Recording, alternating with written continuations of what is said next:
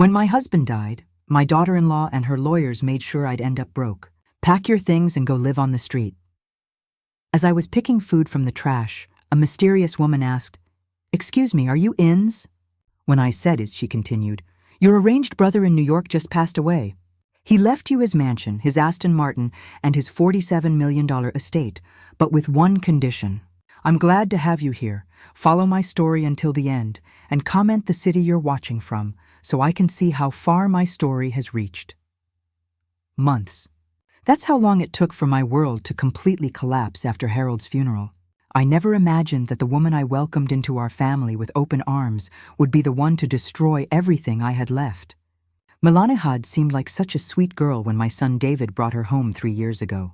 She was 28, beautiful in that effortless way that made heads turn with long dark hair and eyes that sparkled when she smiled. I remember thinking how happy David looked with her, how he seemed to glow whenever she entered a room. But I should have paid closer attention to those eyes.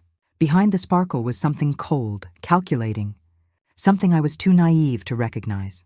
Then the morning after Harold's funeral, I was still in my black dress from the day before, sitting at our kitchen table, staring at a cup of coffee that had long gone cold. The house felt impossibly quiet without Harold's morning routine. The rustling of his newspaper, the gentle humming he'd do while making breakfast, the way he'd kiss my forehead before heading to his workshop. That's when Milani walked in with 2 men in expensive suits. "Inez," she said, her voice sickeningly sweet. "These gentlemen are lawyers. We need to discuss Harold's estate." I looked up at her, confused. "What do you mean?" "Harold left everything to me. We've been married for 42 years. The taller lawyer cleared his throat and pulled out a thick folder. "Mrs. Morrison, I'm afraid there's been a recent change to your husband's will. This document, dated just 2 months before his passing, indicates that all assets are to be transferred to his daughter-in-law, Milani Morrison, as the primary beneficiary." My hand started trembling. "That's impossible. Harold would never. David is our son, not Milani." "Why would he?" "Because," Milani interrupted, settling into Harold's chair like she belonged there. "Harold realized that David and I could better manage the estate. You're 68, Inez. Let's be honest about your limitations." The words hit me like physical blows. I grabbed the papers with shaking hands, scanning the legal language I could barely understand. Harold's signature was there at the bottom, but something felt wrong about it. The Harold I knew would never have made such a decision without talking to him first.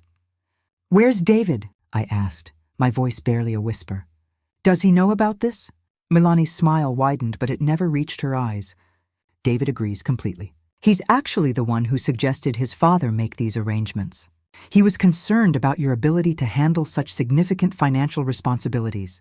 The room started spinning. My own son, the boy I'd carried for 9 months, raised, loved unconditionally, the one who used to crawl into our bed during thunderstorms, who I'd nursed through every illness, who I'd cheered for at every baseball game. "I want to talk to David," I said, trying to keep my voice steady. "He's busy with work arrangements," she replied dismissively. "But don't worry, Inez, we're not heartless. We'll give you 2 weeks to pack your things and find somewhere else to live. 2 weeks to pack up 42 years of marriage, of memories, of life." The second lawyer, who hadn't spoken until now, shifted uncomfortably. "Mrs. Morrison, you do have the right to contest this will. But given the legal costs and the time involved—" "She won't be contesting anything," Milani said firmly.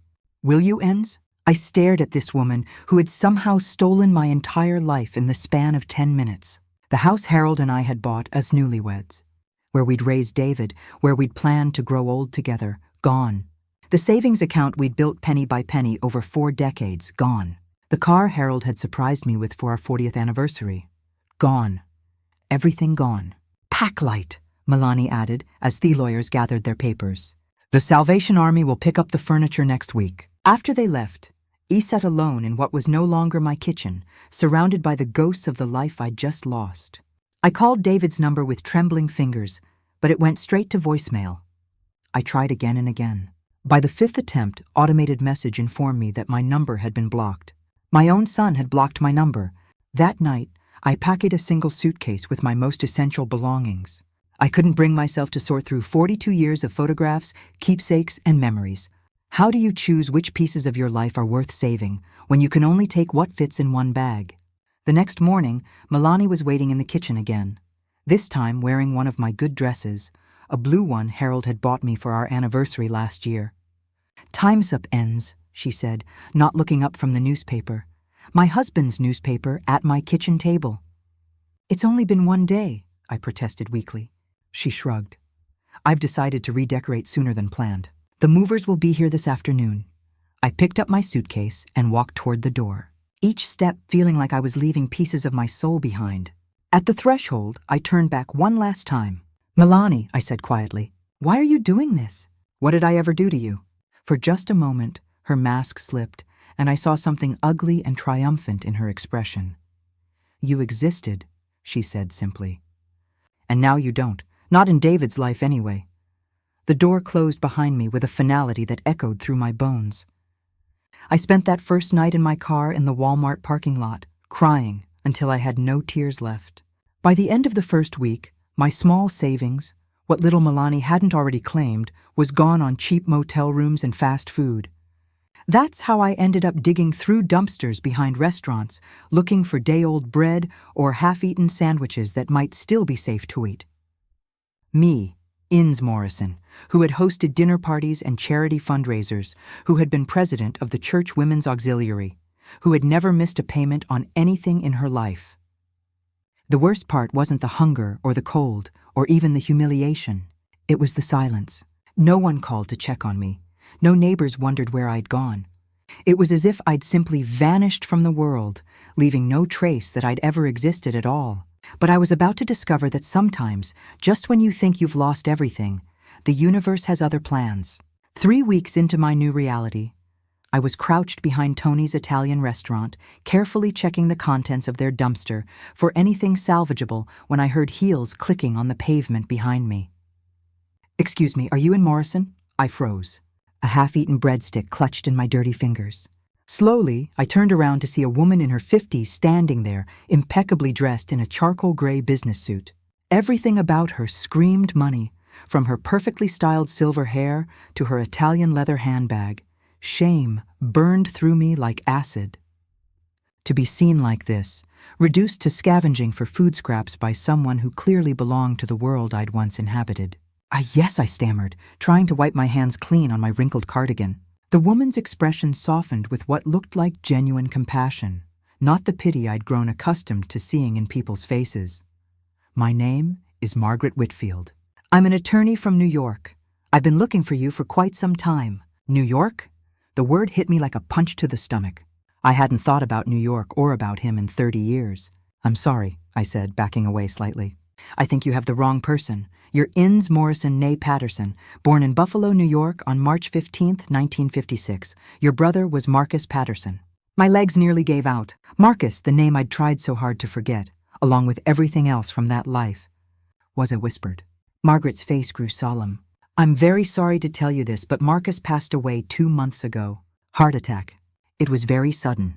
I should have felt something. Grief, regret, closure. Instead, there was just a hollow numbness. Marcus had been dead for 2 months, and I was only finding out now while standing behind a dumpster, fighting tears of hunger and exhaustion." "Why are you telling me this?" I asked. Margaret reached into her briefcase and pulled out an envelope with my name written across it in handwriting I recognized, despite the decades.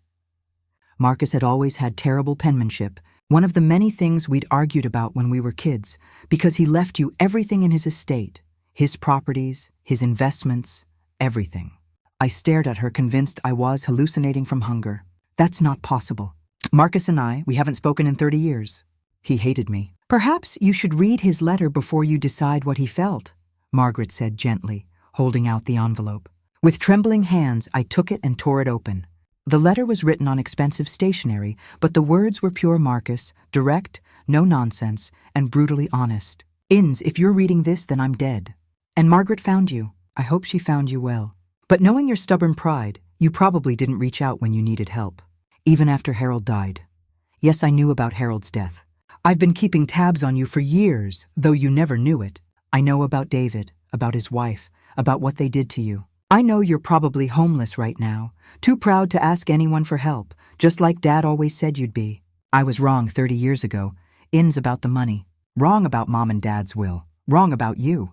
I spent 3 decades building an empire worth $47 million. And every day I regretted the words I said the last time we spoke. I never married, never had children. You were the only family I had left, and I was too stubborn and too ashamed to reach out.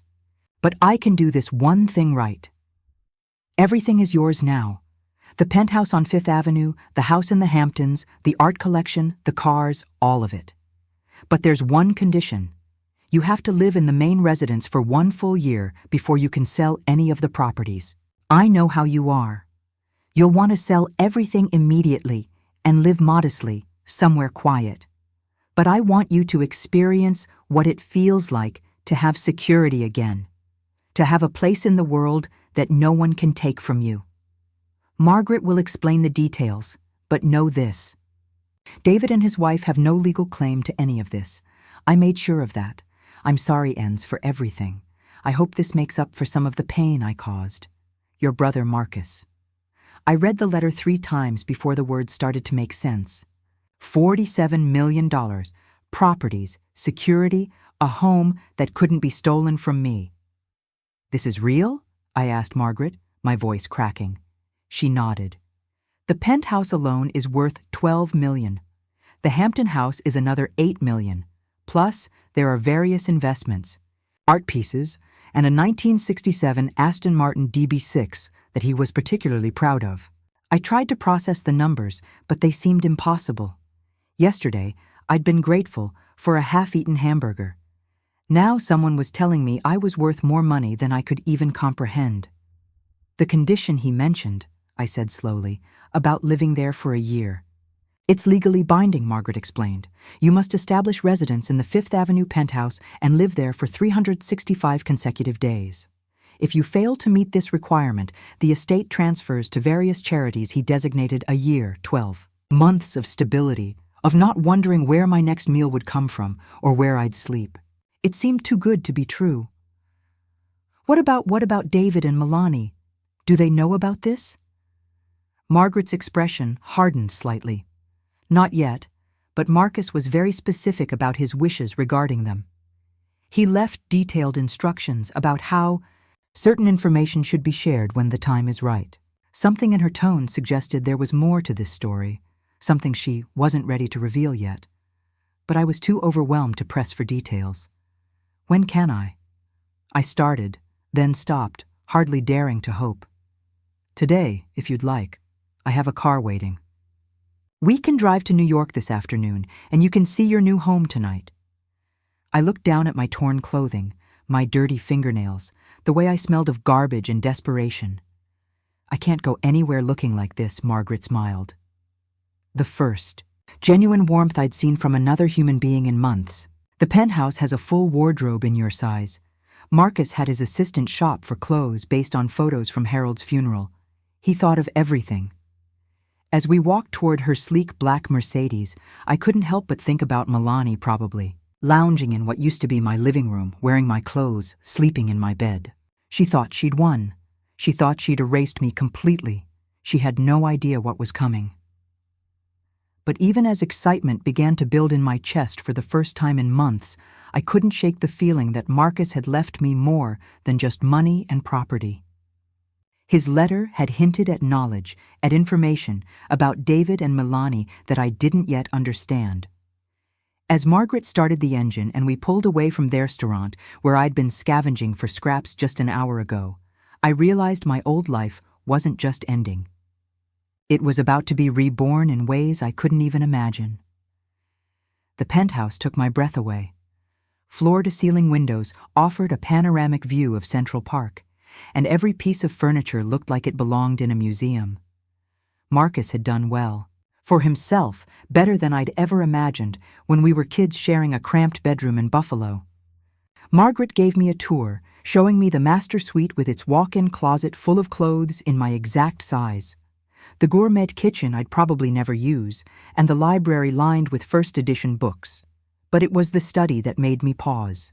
This was Marcus's favorite room, Margaret said softly. He spent most of his time here in his final years. The mahogany desk dominated the space, and behind it hung a photograph I hadn't seen in decades. Marcus and me as children, maybe 8 and 10 years old, building a snowman in our backyard.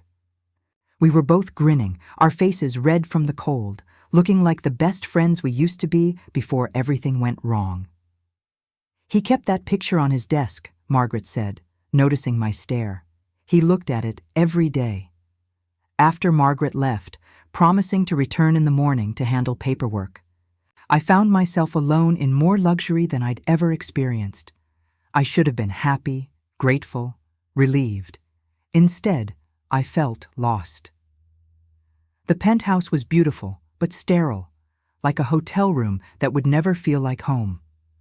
I wandered back to the study and sat in Marcus's leather chair, running my fingers along the smooth desktop.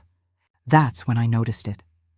A slight gap between the desk's main surface and what appeared to be a decorative panel along the back edge. Curious, I pressed against the panel, and to my surprise, it clicked and slid aside, revealing a hidden compartment.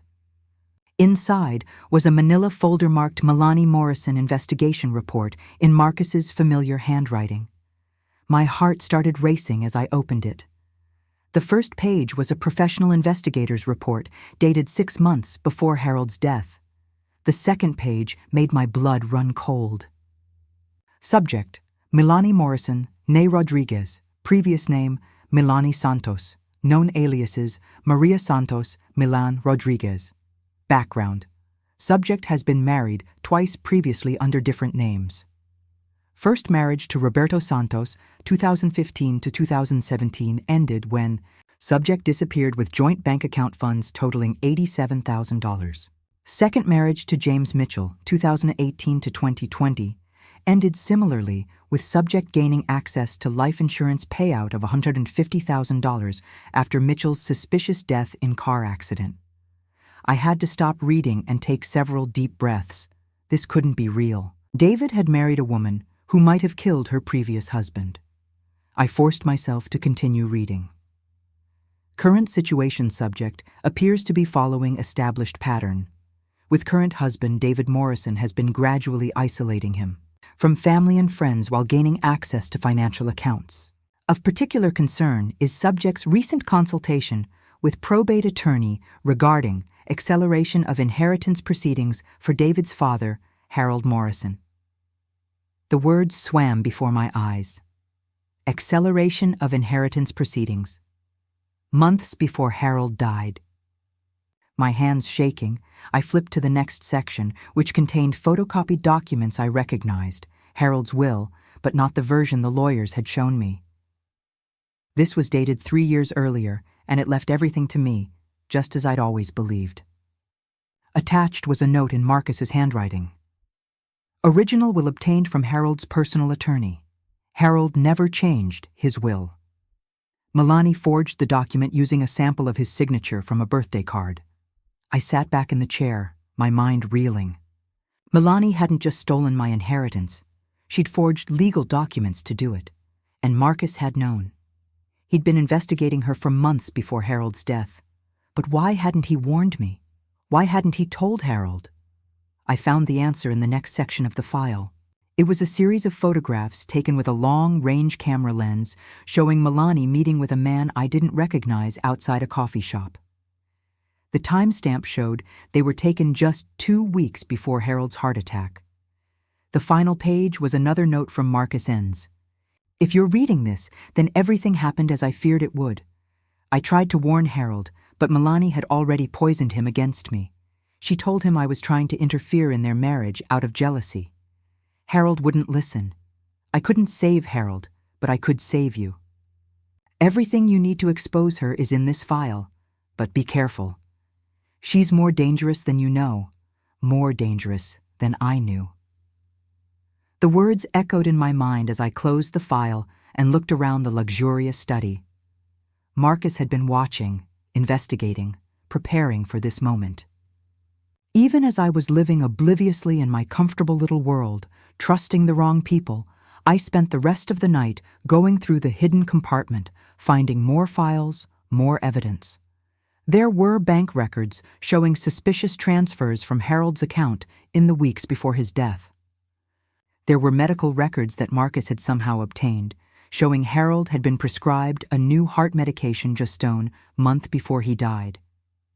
Medication that Milani had been picking up from the pharmacy.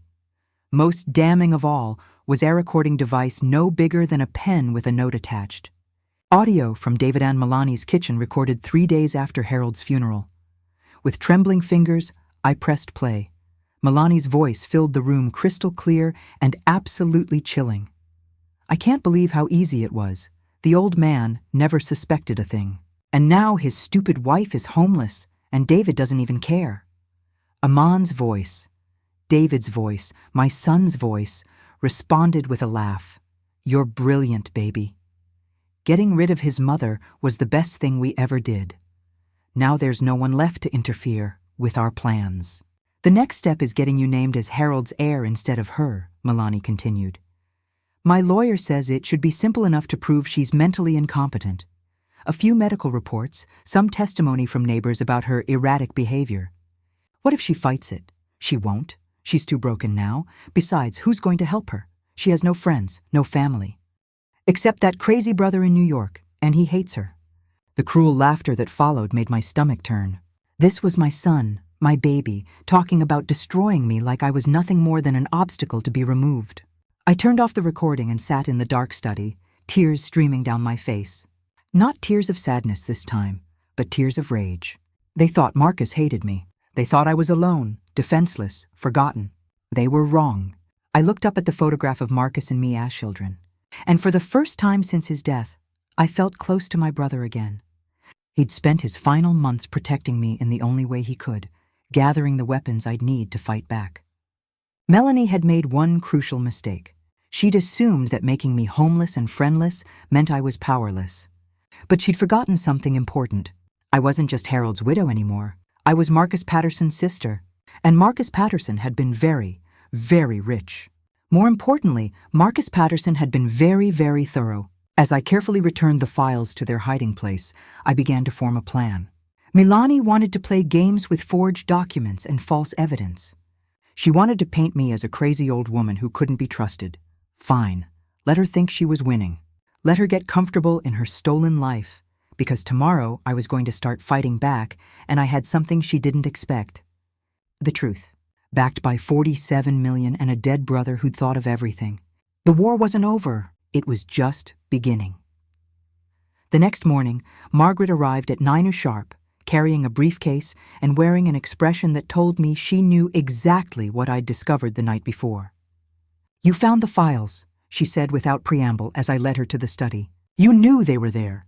Marcus instructed me to tell you about them only if you found them yourself. He said you'd need to make the choice to fight back on your own terms. I poured coffee from the elaborate machine that probably cost more than most people's cars and settled into the chair across from Marcus's desk. Tell me about the recording device. How did he get audio from David's house? Margaret's smile was sharp as a blade. Your brother was many things, Inez, but he was never careless. When David started dating Milani, Marcus hired the best private investigator in New York. The man specialized in domestic surveillance. That sounds illegal. Technically, the device was planted in a public area. The kitchen window was open, and the recorder was placed on the outside sill. Perfectly legal audio surveillance of conversations that could be overheard by any neighbor. I had to admire Marcus's attention to detail, even as the implications made me sick. How long was he recording them? 6 months. We have over 40 hours of conversations between David and Milani, discussing everything from the forged will to their plans for your future. Margaret opened her briefcase and pulled out a small digital device. Would you like to hear more? I wasn't sure I was strong enough, but I nodded. Margaret pressed a button, and David's voice filled the room again. But this time the conversation was different. Older based on the date stamp showing it was from 2 weeks before Harold's death. Are you sure the medication switch will work?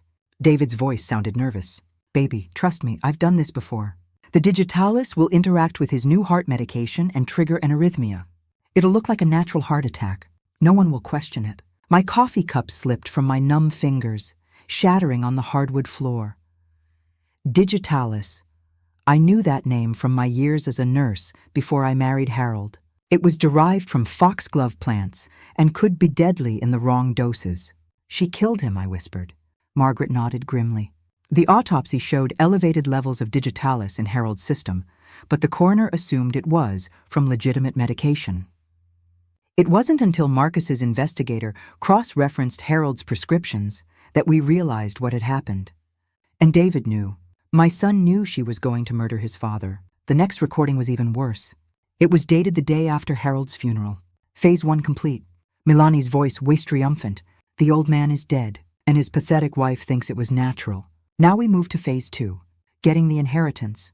Getting everything? The house, the money, the car, all of it. And once we have it all, we get rid of the mother permanently. What do you mean permanently? I mean, we have her declared mentally incompetent and committed to a state facility. Once she's locked up, we'll have power of attorney over any assets she might have hidden away. She'll rot in some government nursing home while we live in luxury. The casual way they discussed destroying my life made my vision blur with rage. These weren't just greedy relatives. They were cold-blooded killers who saw me as nothing more than a loose end to tie up. Margaret turned off the recording and studied my face. There's more, but I think you've heard enough for now. No, I said firmly, surprising myself with the strength in my voice. I want to hear it all, every word. For the next 2 hours, Margaret played recording after recording. I learned that Milani had been slowly poisoning Harold for weeks before his death, adding small amounts of digitalis to his coffee each morning. I learned that David had been the one to suggest forging the will, using his knowledge of his father's habits to make the forgery more convincing. Most horrifying of all, I learned that I wasn't their first victim. The private investigator had uncovered evidence linking Milani to the deaths of both her previous husbands along with at least 2 elderly relatives who had mysteriously changed their wills shortly before dying of natural causes. She's a serial killer, I said when Thelest's recording ended. Yes, and your son is her willing accomplice. The question is, what do you want to do about it? I stood up and walked to the window, looking out over Central Park, where families were enjoying the sunny afternoon. Normal people living normal lives, unaware that predators like Milani walked among them. I want justice, I said finally. For Harold, for her other victims, and for every other elderly person she might target in the future. The evidence we have is strong, but presenting it will be complicated. Much of it was obtained through surveillance that while legal might be challenged in court, and Melania is smart. She's covered her tracks well. Then we need to make her confess. Margaret raised an eyebrow. What do you have in mind? I turned back to face her, and for the first time since Harold's death, I felt like myself again. Not the broken homeless woman who'd been digging through dumpsters, but the strong person I'd been before Milani tried to destroy me. We're going to give her exactly what she thinks she wants, a chance to eliminate me permanently. But this time we'll be ready for her. I spent the rest of that day planning with Margaret and her team. The investigator Marcus had hired was a former FBI agent named Tom Rodriguez, and he had ideas about how to safely draw Milani into revealing her true nature. The key is making her feel secure, Tom explained as we sat around the dining table that evening. She needs to believe you're still the broken, helpless woman she threw out of her house. If she thinks you've suddenly become powerful or dangerous, she'll disappear. And trust me, this woman is an expert at vanishing when things get too hot. So what do? We let her find out about the inheritance slowly, in a way that makes her think she can still take it from you. We feed her just enough information to make her overconfident. Margaret nodded. The will states you have to live in the penthouse for 1 year. If something were to happen to you during that time, the money goes to charity. I finished. But Milani doesn't know that. She probably assumes it would go to David as my next of kin. Exactly. So we let her think that by eliminating you, she and David will inherit everything. Tom leaned forward. We'll need you to make contact with David. Play the heartbroken mother who's desperate to reconcile. Make it seem like you're reaching out from a position of weakness, not strength. The idea of talking to my son, after hearing those recordings, made my stomach turn, but I knew it was necessary. And then we wait for them to make their move. And when they do, we'll be recording every word. That night, lying in Marcus's enormous bed, surrounded by luxury I'd never dreamed of possessing, I thought about the path that had led me here. 6 months ago, I'd been a happy wife, looking forward to growing old with the man I loved. 3 weeks ago, I'd been homeless and desperate, convinced that everyone I'd ever trusted had abandoned me. Now I was worth $47 million, living in a penthouse and planning to bring down the people who'd murdered my husband and destroyed my life. The transformation should have felt surreal, but instead it felt inevitable, like this had always been where I was heading, and everything else had just been a detour. Tomorrow I would call David and begin the most dangerous performance of my life. I would have to convince him I was still the broken woman he'd helped cast aside while secretly preparing to expose him as an accomplice to murder. But tonight I allowed myself to feel something I hadn't felt in months. Hope. Marcus had given me more than money and property. He'd given me the tools I needed to fight back and the knowledge that I wasn't as alone as I'd believed. Somewhere in the distance, I heard the city humming with late-night energy. Millions of people living their lives, unaware that in a penthouse overlooking Central Park, a 68-year-old woman was planning to take down a killer. Justice was coming for Harold and for all of Milani's victims, and I was going to be the one to deliver it. The phone call to David was the hardest thing I'd ever done. I'd rehearsed with Margaret and Tom for hours, practicing the broken, desperate tone of a mother begging for forgiveness. When I finally dialed his number from the penthouse landline, he'd blocked my cell phone, but not this number he'd never seen. My hands were shaking so badly I could barely press the buttons. Hello? His voice was cautious, probably not recognizing the New York area code. David, it's me, it's Mom. The silence stretched so long I thought he might hang up. How did you get this number? His tone was cold, but I could hear something else underneath. Curiosity. I'm staying with someone, a friend. I let my voice crack slightly. David, please don't hang up. I know you're angry with me, but I need to see you. I need to apologize. Another pause. Apologize for what? I closed my eyes and channeled every ounce of pain from the past 3 months, for being such a burden, for not understanding what you and Milani were trying to do for me. I was selfish, thinking I deserved, "Where are you?" The question came quickly, and I could almost hear the wheels turning in his head. New York, I have a situation here. Some business I need to handle. But David, I found out some things about myself, about my family that I never knew.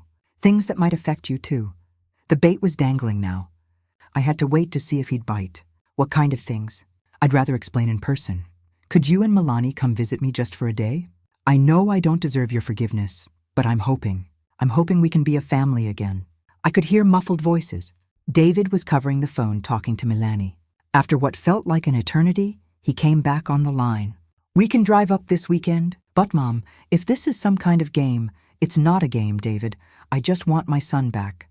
That was Thursday. By Saturday morning, Tom had the penthouse wired with hidden cameras and recording devices. Margaret had briefed me one final time on what to say, and more importantly, what not to say. Remember, she warned, they need to believe you're vulnerable. Don't mention the full extent of the inheritance. Don't let them know about the evidence we have against them. You're just a lonely old woman who stumbled into some money and wants to reconnect with her family. I was wearing one of the more modest outfits from the wardrobe Marcus had provided. Still expensive, but not obviously so. The penthouse had been carefully staged to look like I was staying there temporarily, not living there permanently. We'd hidden most of the obvious signs of wealth and made it appear as though I was just house-sitting for a friend. When the doorman called up to announce visitors, my heart started racing. This was it. After everything I'd learned, everything I'd planned, I was about to come face to face with the people who'd murdered my husband and tried to destroy my life. The elevator doors opened and there was David, my son, who I'd loved unconditionally for 37 years, who I'd nursed through chickenpox and cheered through little league games and cried over when he graduated college. He looked tired, older than his 37 years, and there was something in his eyes I'd never seen before, something cold. Beside him stood Milani, still beautiful, still perfectly put together, wearing a dress I was certain cost more than most people's rent.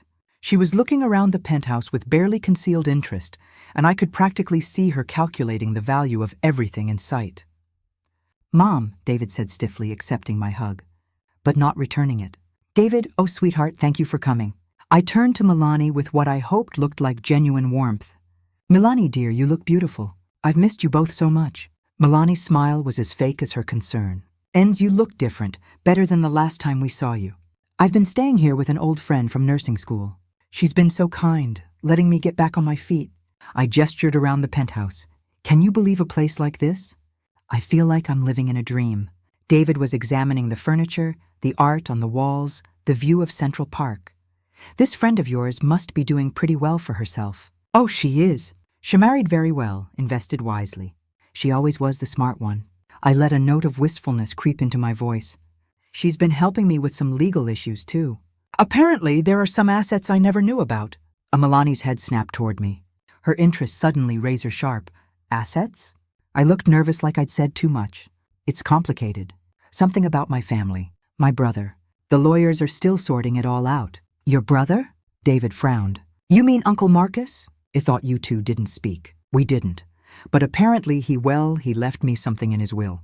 Nothing major, just some old family things. But the lawyers think there might be some value to them. I twisted my hands together anxiously. I don't really understand it all. These legal people, they use such big words. I watched Melanie and David exchange a quick glance. They thought I was still the same naive woman they'd manipulated before. Perfect. What kind of value? Melanie asked, trying to sound casual but failing. They mentioned numbers, but they seemed so impossible. Something about property and investments. I keep telling them there must be a mistake. David moved closer. Mom, what exactly did the lawyers tell you? I took a shaky breath as if I was overwhelmed by it all. They said something about 47 million, but that can't be right, can it? I mean, Marcus was successful, but that much money. The silence that followed was deafening. I could see the greed lighting up both their faces as they processed this information. 47 million. David's voice was carefully controlled, but I could hear the excitement underneath. That's what they said. But there are all these conditions and legal things I don't understand. I have to live in some apartment for a year, and there are all these papers to sign. I let my voice trail off helplessly. Milani moved to the window, looking out over Central Park with new eyes. When she turned back, her expression was warm and loving, the same mask she'd worn when she first came into our family. Ends. That's wonderful news. And David and I want you to know that we're here to help you through this process. You do? Of course, David said. And for a moment, he almost sounded like Theson I remembered. We're family. We should have been more understanding before. I let tears fill my eyes. I was shopping, you'd say that. I've been so scared handling all of this alone. I don't know anything about money or lawyers or investments. Don't worry, Mom, David said, putting his arm around my shoulders in a gesture that might have looked loving to an outside observer. We'll take care of everything. Over the next few hours, they played their parts perfectly. Milani was attentive and sweet, asking about my health and well-being. David was the concerned son, worried about how I was handling the stress of my new situation. But I could see the calculation behind their eyes. The way they looked at the penthouse with new understanding, the way they steered every conversation back to the inheritance and the legal requirements surrounding it. So, you have to live in this apartment for a full year? Milani asked as we sat down for the lunch I'd had catered. That's what the lawyer said. Something about proving residency. If I don't fulfill the condition, the money goes to charity instead. And after the year is up, then I can do whatever I want with it. Sell the properties, invest the money, whatever I choose. David leaned forward. Mom, you should think seriously about your long-term security. 47 million is a lot of money, but it needs to be managed properly. Maybe you could move back home after the year is up, Milani suggested. We could help you manage everything home. They were still calling Harold's house, my house, home, as if they hadn't stolen it from me and left me homeless. That's so generous of you both, I said, trying to look grateful instead of disgusted. But are you sure after the way I acted before? We've all made mistakes, Milani said, reaching over to pat my hand. Her touch made my skin crawl. The important thing is that we're together now. As the afternoon wore on, they grew more comfortable, more confident. They started making suggestions about financial advisors they knew, lawyers who could help with the inheritance process, ways to simplify the legal requirements. And all the while, the hidden cameras were recording every word, every gesture, every glimpse of the greed and manipulation that drove them. When they finally left that evening, promising to call me every day and help me through the overwhelming process of managing my inheritance, I felt both triumphant and sick to my stomach. They'd taken the bait completely. They thought I was still the same helpless woman they'd victimized before. Only now I was a helpless woman with access to 47 million. What they didn't know was that I already had access to that money, along with the best legal team Marcus's fortune could buy, and enough evidence to put them both away for the rest of their lives. But I wasn't ready to spring the trap yet. I wanted more than justice for Harold's murder. I wanted them to experience the same helplessness, the same betrayal, the same complete destruction of everything they thought they could count on. I wanted them to know exactly how it felt to lose everything, and I was just getting started. 3 weeks later, I sat in the back of a courthouse in upstate New York, watching as handcuffs were placed on David's wrists. The arrest had happened exactly as Tom predicted it would. David and Milani had grown impatient, waiting for me to accidentally die during my year-long residence requirement. They decided to speed things along by visiting the penthouse with a bottle of wine laced with the same digitalis compound that had killed Harold. They thought they were so clever, bringing a peace offering to their lonely, confused mother-in-law who was struggling to handle her overwhelming inheritance. They had no idea that every word of their planning sessions had been recorded, that the wine bottle was tested the moment they left, that federal agents had been building a case against them for weeks. The evidence was overwhelming, not just the attempted poisoning, but Harold's murder, the forged will, and connections to at least 3 other suspicious deaths in Milani's past. The FBI had been looking for Maria Santos, also known as Milan Rodriguez, also known as Inez Morrison, for 2 years. David's face as they read the charges, conspiracy to commit murder, fraud, forgery, and being an accessory to multiple homicides was something I'll never forget. He looked shocked, betrayed, like he couldn't believe his perfect plan had fallen apart. He never once looked at me with remorse or regret. Even facing life in prison, he seemed more angry that he'd been caught than sorry for what he'd done. Milani, on the other hand, tried one last manipulation. As they led her past my seat, she stopped and looked directly at me with tears streaming down her face. "Inez, please," she whispered, loud enough for everyone to hear. "I know we made mistakes, but David is your son. Don't let them destroy your own family over this." I stood up slowly, drawing on every ounce of dignity I possessed. "My family," I said clearly, "was destroyed the day you murdered my husband and threw me out of my home like garbage. David stopped being my son the moment he chose to help you do it." The babe moved her along before she could respond, but I saw the mask finally slip completely. The sweet, concerned daughter-in-law was gone, replaced by the cold-blooded killer she'd always been underneath. Margaret squeezed my shoulder as we watched them disappear through the courtroom doors. "How do you feel?" she asked. I considered the question carefully. How did I feel? Not happy exactly. There was no joy in watching the son I'd raised become a monster. But there was something else, a deep sense of peace that I hadn't felt in over a year. "I feel free," I said finally. The legal proceedings took another 6 months to fully resolve. David pleaded guilty to avoid the death penalty and was sentenced to life without parole. Milani chose to fight the charges, but the evidence against her was insurmountable. She was convicted on 5 counts of murder and sentenced to death. During all of this, I had the forged will overturned and regained legal ownership of Harold's house and all our possessions. I could have moved back there, could have tried to rebuild the life that had been stolen from me. Instead, I sold everything. The house went to a young couple with 2 small children who reminded me of Harold and May when we were newlyweds, full of dreams and plans for the future. I gave them a price they could afford, far below market value, because I wanted the house to be filled with love again, instead of the shadows of betrayal and murder. I kept only a few things: photo albums, Harold's wedding ring, the quilt me mother had made for us as a wedding present. Everything else was just stuff, and I'd learned that stuff could be stolen or lost. The things that really mattered couldn't be taken from you unless you let them. With the money from the house sale and Marcus's inheritance, I had more wealth than I'd ever dreamed of. But I'd also learned something important. Money wasn't security. It was just a tool. And like any tool, its value depended on how you used it. I bought a smaller house in a quiet neighborhood outside Albany, close enough to visit Harold's grave whenever I wanted to, but far enough from the old neighborhood to avoid the whispers and stares of people who thought they knew my story. The house was nothing like the penthouse.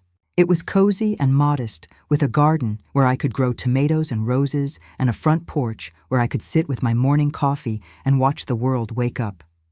But the most important thing I did with Marcus's gift was something he would have understood completely. I established a foundation in Harold's name to help elderly people who were being financially abused by family members. It was a problem I'd never known existed until it happened to me.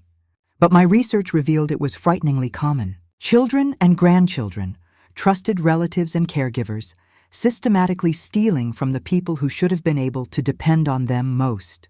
The Harold Morrison Foundation provided legal assistance, temporary housing, and emotional support to seniors who found themselves in the same situation I'd faced. We helped them navigate the complex legal system, connected them with resources, and most importantly, reminded them that they weren't alone. Running the foundation gave me a purpose I hadn't expected to find at 68 years old. Every person we helped felt like a small victory over the cruelty and greed that had nearly destroyed me. 2 years after David and Milani's conviction, I was in my garden picking tomatoes when I heard a car door slam in my driveway. I looked up to see a woman in her 70s walking slowly toward my gate, leaning heavily on a walker. "Excuse me?" she called out. "Are you Inez Morrison from the foundation?" I set down my basket and walked over to meet her. "Yes, I am. Can I help you?" Her eyes filled with tears. "My name is Dorothy Chen, my grandson. He took everything, my house, my savings, even my late husband's wedding ring. The lawyer from your foundation helped me get it all back, but I wanted to thank you personally." I opened the gate and invited her to sit with me on the porch. Over iced tea and fresh tomatoes, she told me her story, so similar to mine that it was like looking into a mirror. "The worst part wasn't losing the money," she said, dabbing at her eyes with a tissue. "It was feeling like such a fool. How could I not see what he was doing? How could I trust someone who cared so little about me?" I took her weathered hand in mine. "Because you loved him. Because you believed that family meant something. That's not foolish, Dorothy. That's human." She smiled through her tears. "The foundation lawyer told me you went through something similar. I did, and I survived it. You will too." That evening, after Dorothy had gone home to the apartment she'd been able to keep, thanks to the foundation's help, I sat on my porch, watching the sunset paint the sky in shades of pink and gold. I thought about Harold, about the 42 years we'd had together, and the plans that were cut short. I thought about David as a little boy before greed and manipulation twisted him into someone I couldn't recognize. I even thought about Marcus and the guilt he'd carried for 30 years and how he'd found a way to make amends even after death. But mostly I thought about the future. At 70 years old, I was starting over in ways I'd never imagined. I had a new home, a new purpose, and a new understanding of what really mattered in life. I had enough money to be comfortable for the rest of my days and enough purposey to make those days meaningful. The people who had tried to destroy me were locked away where they could never hurt anyone else. The house where Harold had been murdered was now filled with the laughter of children and the love of a young family building their dreams. And I was free from the obligation to love people who didn't love me back, free from the guilt of not being enough for those who demanded more than I could give. Free from the fear that my security depended on the goodwill of others. As the stars began to appear in the darkening sky, I raised my glass of wine in a quiet toast. "Thank you, Marcus," I whispered. "Thank you for giving me the chance to fight back." A gentle breeze rustled the leaves of the oak tree Harold had planted in our old backyard 30 years ago. The same tree that now shaded the young family who lived there. Some things endured beyond the people who created them, growing stronger and more beautiful with time. Just like the truth, just like justice, just like the quiet, unshakable peace that comes from knowing you survived the worst thing that could happen to you and came out stronger on the other side. I was 70 years old, and I was finally truly free, and that freedom was worth more than all of Marcus's millions combined. Now, I'm curious about you who listened to my story. What would you do if you were in my place? Have you ever been through something similar? Comment below. And meanwhile, I'm leaving on the final screen 2 other stories that are channel favorites, and they will definitely surprise you. Thank you for watching until here.